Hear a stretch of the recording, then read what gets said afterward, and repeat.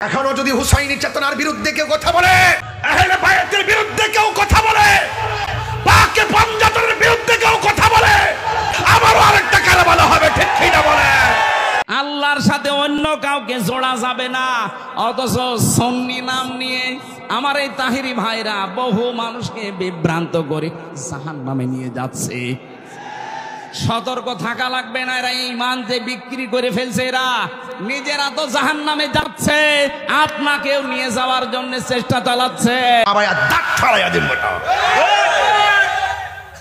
তুমি ওসি হও, ডিসি হও, এসপি হও, প্রধানমন্ত্রী হও, উপদেষ্টা হও, প্রেসিডেন্ট হও, বড় টাকাওয়ালা হও, পয়সাওয়ালা হও, তুমি যত কোটিপতি হও, তুমি যদি আমার নবীকে গালি দাও, নবীর আওলাদকে গালি দাও, তুমি কয় টাকার মালিক সেটা আমি দেখব না, আমি প্রতিবাদ করবই।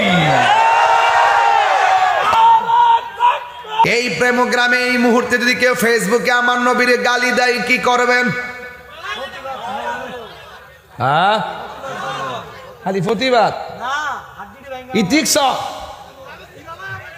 মান সাব্বা নবিয়ান ফাকতুলুহু, যে ব্যক্তি আমার নবীকে গালি দিবে, শরীয়তের ফয়সালা হলো তাকে হত্যা করতে হবে। শুনেন, মান সাব্বা আসহাবি, রাসূল বলেন যে ব্যক্তি আমার সাহাবীকে গালি দিবে, ফাদরিবুহু, তাকে বাড়ি লাগাও।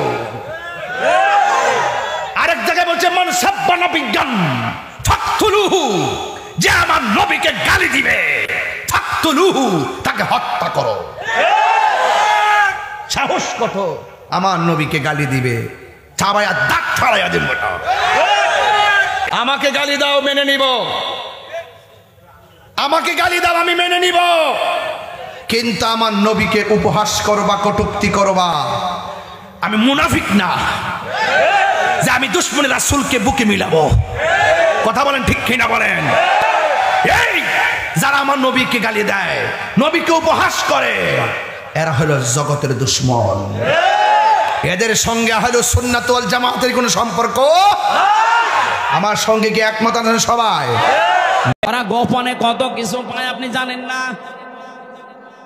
সুতরাং আপনাদের রংপুর, রাজশাহী এই দুই বিভাগে এই সুন্নি নাম নিয়ে যারা মানুষকে প্রকাশ্য শিরিক করায়, তারা যেন আসতে না পারে। এই কথা বলেন, এরকম প্রতিটি জেলাতে আওয়াজ তুলবেন। আল্লাহর নামের সাথে যারা অন্য কাউকে ডাকো, এটা শিরিক। দলিল দেবেন সূরা ফুরকানের 68 নম্বর আয়াত, কিয়ামতের দিন তাদের শাস্তি হবে ডবল। সুতরাং এই কাজে বুঝে করেন আর না বুঝে করেন, আজকে থেকেই ফিরে আসবেন। আল্লাহর সাথে এই তাহিরির মতো অন্য কাউকে আর ডাকা, আরো জোরে বলেন। অনেকে বলেন হুজুর নাম ধরলেন, আরে ভাই নাম না ধরলে তো আপনি টের পাবেন না। ওরা যে জাতিকে শিরিক করে মুশরিক বানাচ্ছে, নাম ধরবো না করবো কি? আজকে থেকে সিদ্ধান্ত নেবেন, আমি আল্লাহ বাদে অন্য কাউকে ক্ষমতার উৎস মানি না। যদি কোনো দল এটা বিশ্বাস করে, ওই দলে আমি নেই।